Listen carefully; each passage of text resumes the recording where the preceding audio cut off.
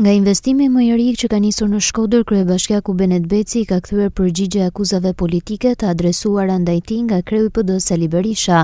Pa cekur në asnjë rresht diskursin politik, Beci u shpreh se puna dhe kantierët e hapur në Shkodër janë mesazhi më i mirë ndaj çdo akuze politike, diskutime nga të cilat Shkodra ka qenë peng i politikës së vjetër prej 30 vitesh. Secili bën më mirë atë që ditë bëj më mirë.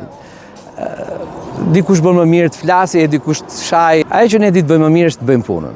Edhe besoj se puna është përgjigjja më e mirë për Shkodrën. Shkodra nuk ka nevojë aq shumë për një temperaturë politike sesa ka nevojë për një motivim pune. Vetëm këtu ku jemi, ne kemi hyrjen e Shkodrës, si duket atje, kemi urën e Bashallekut që po bëjmë.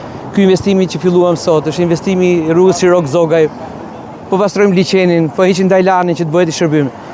A ka më shumë përgjigje më të madhe, më të bukur, më të qetë për qytetin se sa kjo. Kështu që nuk do preferoja ta jap përgjigjen me fjalë, po le ta japim me punë edhe secili e kupton.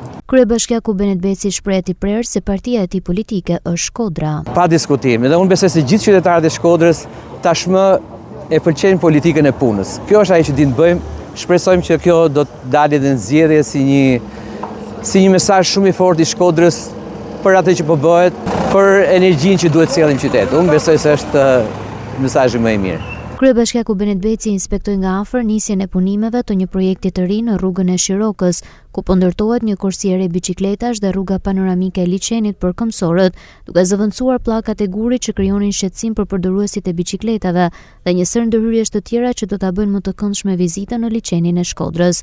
Me investimin në punë sipër, Shirok Zogaj, kufi i gjithë bregut perëndimor i liçenit, do të ketë kursine dedikuar të bicikletave.